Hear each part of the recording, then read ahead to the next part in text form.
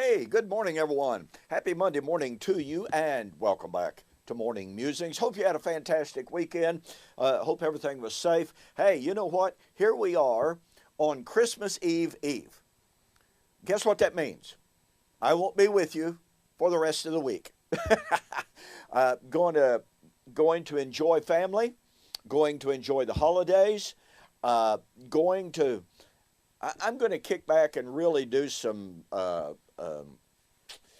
how should I put this? Well, just special reading. I've been reading kind of off and on the book by Brent, Petry, Jesus and the Jewish Roots of the Eucharist. Now, you know, Mr. Petry throws in an awful lot of his distinctive Catholic doctrines in the book, but his historical research in the background and the typology of Passover is just fantastic. I wish I had some of these books to sell, to be honest about it. This is just some really, really good stuff. Let me share something with you. You know, a common point of controversy is the issue of the second Exodus. There are some people, amazingly, who deny the reality of the second Exodus. On Facebook just the other day, some folks were saying, well, I think the second Exodus is the entirety of time until the end of time. I mean, this is just unbelievable, literally unbelievable. The first Exodus was 40 years, right? So we're supposed to believe that the second Exodus is 50 times greater. I guess that's 50 times, right? Anyway, look, what Petry points out in the book was that the Jewish rabbis understood and believed that the first Exodus was typological. As just one example of that, he cites on page 66, middle of the page, the final difference between the original Passover and Jewish tradition is that some traditions tied the Passover feast to the coming of the Messiah and the dawning of the age of salvation. Okay? Now, that's pretty remarkable within itself. Then he says, for example, in one ancient Jewish commentary on the book of Exodus, Rabbi Joshua, son of Hananiah, who was of priestly descent and had served in the temple before it was destroyed, says, in that night they were redeemed, referring back to the original Passover, and in that night they will be redeemed. In other words, the future redemption will take place on the same night as the original redemption, Passover night. Along the same lines, in the ancient Jewish commentary, in the Midrash Rabbah, God says to his people, on that very night, Passover night, know that I will redeem you. And again, the Messiah, who is called first, will come in the first month, i.e. Passover month. I mean, you know, that's really rich stuff. So I'm going to be doing a lot of reading from some books just like this, just for pure old enjoyment, you know. All right. And got to work on my old cars too.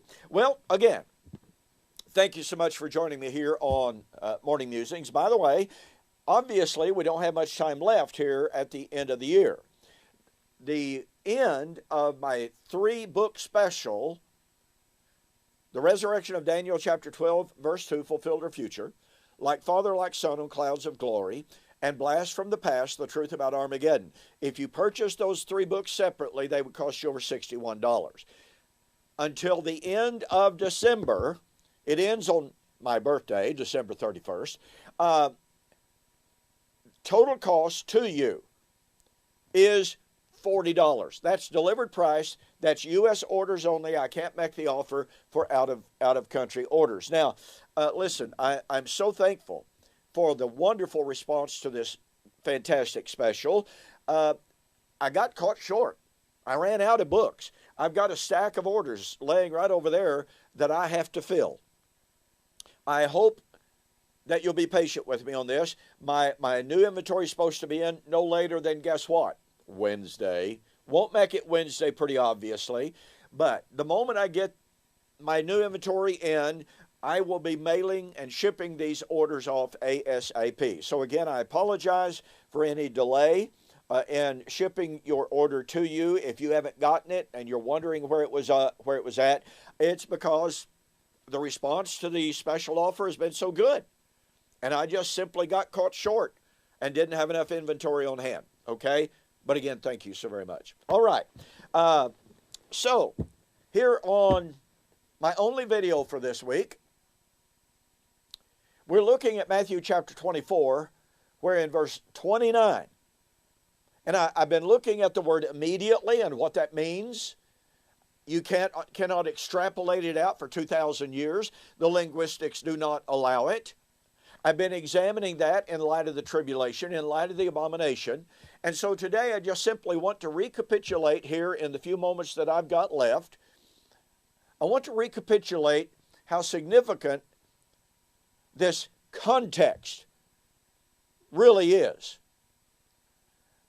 First of all, Jesus said, Matthew 24:14, this gospel of the kingdom will be preached into all of the world as a witness to the nations, then comes the end. Oh, by the way, quick digression. Many of you have requested that I put my Kindle book, The Gospel of Destruction, into paperback. Well, guess what? I am complying with that request, and it's now in book form, only here's the deal. It's now much larger than the Kindle version. I've added at least 3 chapters, and it will also have a scripture index and topical index, thanks to my great friend Scott Fisher out of Dallas, who has been so kind to do that for me. So I'm in the absolute final stages of preparing this for paperback.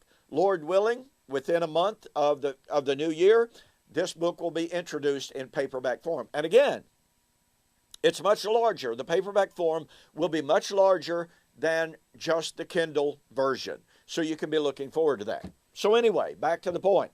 Matthew 24:14, this gospel of the kingdom will be preached in all the world as a witness to the nations. Then comes the end. Well, what end? What end had the disciples asked about?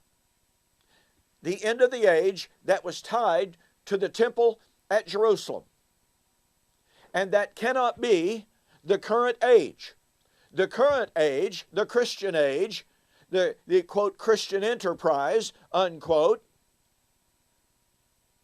was not symbolized by the Old Covenant temple. The disciples linked the end of the age with the fall of that temple. Now, go to my website, donkpreston.com. I'm posting articles there on whether or not the disciples were confused, whether or not they were wrong, whether or not they were ignorant to link the fall of Jerusalem and the end of the age. So go there, donkpreston.com, and read those articles. So, the preaching of the gospel into all of the world would be a witness to the nations, and then the end would come. In the New Testament, in Pauline writings, in Peter's writings, it is affirmed that the gospel had been preached into all the world to every creature under heaven. That meant that the end was near. They asked for a sign of the end of the age. Here is a sign of the end of the age represented by the temple. And by the way, that gospel, that message was the temple and Jerusalem is going to be destroyed. That was the good news. See the book. Secondly, his apostles would see the abomination of desolation. When you see the abomination of desolation spoken of by Daniel the prophet, let him who reads understand, then let those in Judea flee. That is the first century generation. When you see, flee. Why? Because then when? Upon the appearance of the abomination of desolation. You know, I've been asking a bunch of futurists on Facebook, what was the abomination of desolation? Holy cow, you would not believe the confusion. Now, all of them, you know, stand opposed to preterism, but they're all over the map when it comes to identifying the abomination of desolation. You know why? Because they see a train coming. One individual says, well, the abomination of desolation is defined in Luke chapter 21 And verse 24, when you see, or verse 20, excuse me, when you see Jerusalem surrounded by armies. Okay, then that puts the abomination in the first century. Well, if the abomination is in the first century, then the Great Tribulation is in the first century. Others on Facebook evidently saw the train coming. They said, well, it really doesn't matter. Really? So they've gone ahead to say, well, it could have been the Zealots in the destruction of Jerusalem. It could have been Hadrian's destruction of the city in 135 AD. It could have been, and then they went to the Middle Ages. Really? How were the apostles going to see? By the way, there were no apostles alive in the days of Hadrian. There were no apostles alive in the Middle Ages. So whatever the abomination of desolation was, the apostles had to see it. And that meant that the Great Tribulation was going to be in the first century. Now watch again. Here's the power of that. Immediately after the tribulation of those days. What days? Those days when the gospel would be preached into all the world. Those days of the abomination of desolation. Those days of the tribulation, all of which the apostles would see. And that demands, therefore, that verse 29 and following would be fulfilled in that first century generation exactly and precisely as Jesus said, Matthew 24:34. Verily I say unto you, one of the strongest Greek expressions to drive home the validity and the power of the point about to be made, this generation will by no means, very, very powerful in the Greek, pass away until all of these things. All of what things? The preaching of the gospel into all the world, the appearance of the abomination of desolation, the great tribulation, and the coming of the Son of Man. This generation, not this people, not this tribe, not this kindred, not this kind of people, this generation will by no means pass until all, not some of it, not a little bit of it, not even most of it, until all of these things are fulfilled. Do you see how powerful observing the context really is? Do you honestly catch the power of that? Hey, thanks so much for joining me for this morning's morning musings. I truly appreciate it. And once again, here at the end of the year, would you please consider supporting our ministry in this upcoming year? One-time contributions, monthly support. We truly do need your help at this time. Hope you'll consider that prayerfully. In the meantime, God bless. Merry Christmas to you. We'll see you next week.